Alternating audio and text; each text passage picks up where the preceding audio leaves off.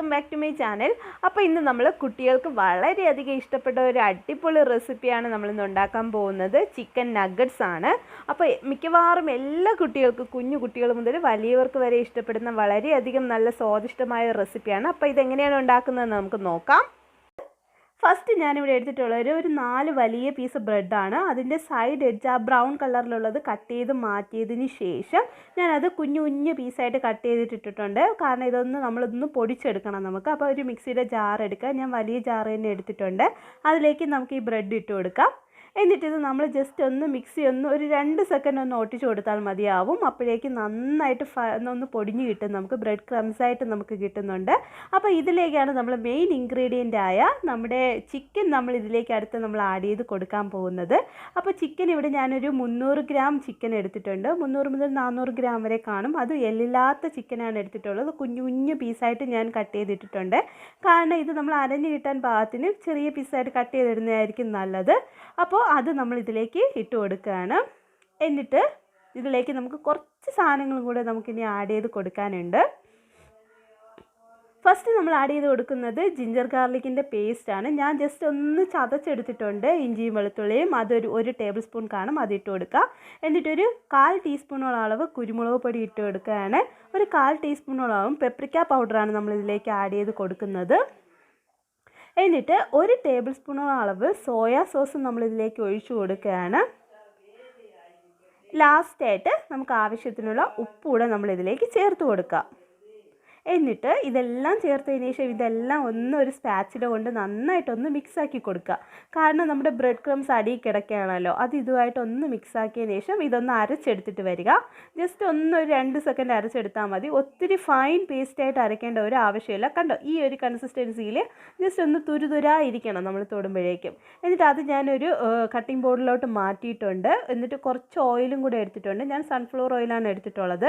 അത് ജസ്റ്റ് ഒന്ന് കയ്യിലൊഴിച്ചതിന് ശേഷം ഇത് ഉണ്ടല്ലോ നമ്മൾ അരച്ചെടുത്തിട്ടുള്ള ആ സാധനം ജസ്റ്റ് നമ്മളിങ്ങനെ നന്നായിട്ടൊന്ന് ചപ്പാത്തിക്കൊക്കെ ഇങ്ങനെ കുഴയ്ക്കുന്ന കണക്ക് ഒന്ന് കുഴച്ച് കൊടുക്കുകയാണ്. എണ്ണ എല്ലാ ഭാഗത്തേക്കും വരാൻ വേണ്ടിയാണ് നമ്മളങ്ങനെ ചെയ്ത് കൊടുക്കുന്നത്. എന്നിട്ട് കൈ വെച്ച് ഒന്ന് പരത്തി കൊടുക്കുക. സാധാരണ അല്ലെങ്കിൽ ചപ്പാത്തി റോളർ ഉണ്ടെങ്കിൽ അത് വെച്ച് പരത്തിയാലും മതി. ഞാൻ ജസ്റ്റ് കൈ വെച്ച് പരത്തി കൊടുത്തിട്ടുണ്ട്. എന്നിട്ട് അതിൻ്റെ സൈഡ് എഡ്ജൊക്കെ ഞാനൊന്ന് കട്ട് ചെയ്ത് മാറ്റുകയാണ് ഞാൻ ചെയ്യുന്നത്. കാരണം ഒരു സ്ക്വയറിൻ്റെ ഷേപ്പിലാണ് ഞാൻ കട്ട് ചെയ്തെടുക്കാൻ ആദ്യം ഉദ്ദേശിക്കുന്നത്. അതിനുവേണ്ടി ഞാൻ സൈഡ് എഡ്ജൊക്കെ ഒന്ന് മാറ്റിയിട്ട് പിന്നെ അതിനെ ഞാൻ കട്ട് ചെയ്തെടുക്കുന്നുണ്ട്. നിങ്ങൾക്ക് വേണമെങ്കിൽ കൈ വെച്ച് എങ്ങനത്തെ ഷേപ്പ് വേണമെങ്കിൽ ഉണ്ടാക്കിയെടുക്കാം. അല്ലെങ്കിൽ ഷേപ്പർ വാങ്ങാൻ കിട്ടും. ഷേപ്പർ വെച്ചിട്ട് നിങ്ങൾക്ക് ചെയ്യാവുന്നതേ ഉള്ളൂ. ഞാനിപ്പോൾ ജസ്റ്റ് സ്ക്വയർ പീസസ് ആയിട്ടാണ് കട്ട് ചെയ്തിട്ടുള്ളത്. ബാക്കി നമ്മൾ ആ എഡ്ജ് കട്ട് ചെയ്തിട്ടുണ്ട്. നല്ലൊരു ടെക്സ്ചറിൽ തന്നെ നമുക്ക് കിട്ടിയിട്ടുണ്ട്.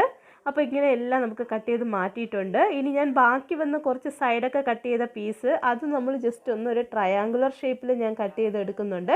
അപ്പോൾ നിങ്ങളുടെ കുട്ടികൾക്ക് വളരെയധികം ഇഷ്ടപ്പെട്ട രീതി ഏത് ഷേപ്പാണോ അങ്ങനത്തെ ഷേപ്പ് നിങ്ങൾക്ക് ഉണ്ടാക്കി കൊടുക്കാവുന്നതേ ഉള്ളൂ. അപ്പോൾ ഇതെല്ലാം നമ്മൾ കട്ട് ചെയ്തിട്ട് ഇത് നമ്മളൊരു പ്ലേറ്റിലേക്ക് നമ്മൾ മാറ്റി വയ്ക്കുകയാണ്. അടുത്ത് നമ്മളൊരു ബൗൾ എടുക്കുകയാണ്. ബൗളിലേക്ക് നമ്മൾ ഒരു മുട്ട ഉണ്ടല്ലോ, സാധാരണ മുട്ട, അതൊന്ന് പൊട്ടിച്ചൊഴിച്ചു കൊടുക്കുകയാണ്. ഇതിലേക്ക് നമുക്കിനി ആവശ്യത്തിന് ഉപ്പ് ഇട്ട് കൊടുക്കുക. കുറച്ച് കുരുമുളക് പൊടി ഇട്ട് കൊടുക്കുക. എന്നിട്ട് ഒരു വലിയ ടേബിൾ സ്പൂണോളം അളവ് പാലൂടെ, സാധാരണ പാല് നമ്മൾ ഒഴിച്ചു കൊടുക്കുകയാണ്. എന്നിട്ട് ഈ മുട്ട നന്നായിട്ടൊന്ന് ബീറ്റ് ചെയ്തെടുക്കുക. ഒരു ഫോർക്ക് ഉപയോഗിച്ച് ബീറ്റ് ചെയ്യുകയാണെങ്കിൽ നന്നായിട്ട് ബീറ്റ് ചെയ്ത് കിട്ടും. ഇതിലൂടെ നമ്മൾ കുറച്ച് ബ്രെഡ് ക്രംസ് കൂടെ എടുത്തിട്ടുണ്ട്. ഫസ്റ്റ് നമ്മൾ ആ ഒരു പീസ് എടുത്തിട്ട് മുട്ടയിൽ നന്നായിട്ട് ഡിപ്പ് ചെയ്യുക. നന്നായിട്ട് ഡിപ്പ് ചെയ്തതിന് ശേഷം ബ്രെഡ് ക്രംസിലിട്ടിട്ട് അതൊന്ന് കവർ ചെയ്തെടുക്കുക. അങ്ങനെ നമ്മളിത് കവർ ചെയ്ത് നല്ലൊരു ഇത് കിട്ടിയിട്ടുണ്ട്. അപ്പോൾ ഇങ്ങനെ നമുക്ക് എല്ലാ പീസസും നമുക്കിങ്ങനെ എടുക്കാം. അപ്പോൾ ഞാനിവിടെ എല്ലാ പീസസും ഇങ്ങനെ കവർ ചെയ്ത് എടുത്ത് വെച്ചിട്ടുണ്ട്. ഇത് നമ്മൾ ഫ്രീസറിൽ കീപ്പ് ചെയ്ത് സൂക്ഷിക്കാൻ പോവുകയാണ്.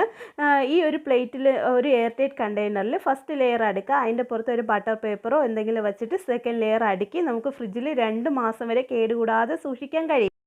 വേണമെങ്കിൽ ഇത് ഡയറക്റ്റ് നമുക്കിപ്പം എണ്ണയിൽ ഫ്രൈ ചെയ്തെടുക്കാവുന്നതേ ഉള്ളൂ. പക്ഷെ ഞാനിത് ഫ്രീസറിൽ കീപ്പ് ചെയ്യാണ്. ആവശ്യമുള്ളത് മാത്രം എടുത്തിട്ട് നമുക്ക് ഫ്രൈ ചെയ്യേണ്ട രീതിക്ക്. അപ്പോൾ നമ്മൾ ഫസ്റ്റ് ഒരു പാൻ അടുപ്പത്തേക്ക് വെച്ചിട്ടുണ്ട്. അതിലേക്ക് കുറച്ച് ഓയിൽ ഒഴിച്ചിട്ടുണ്ട്. അപ്പോൾ ഞാനിത് ഫ്രീസറിൽ നിന്ന് എടുത്തിട്ടുള്ളതാണ്. അത് നമ്മൾ ഡയറക്റ്റ് ഫ്രീസറിൽ നിന്ന് എടുത്ത ഉടനെ തന്നെ എണ്ണയിലിട്ട് നമുക്ക് ഫ്രൈ ചെയ്തെടുക്കാവുന്നേ ഉള്ളൂ. ഫ്ലെയിം വന്നിട്ട് എപ്പോഴും ലോ ടു മീഡിയമിൽ വയ്ക്കുന്നതായിരിക്കും കുറച്ചുകൂടി ബെറ്റർ. അല്ലെങ്കിൽ പെട്ടെന്ന് നമുക്കത് ഡീപ്പ് ഫ്രൈ ആയിപ്പോവും, കരിഞ്ഞൊക്കെ പോകാൻ സാധ്യതയുണ്ട്.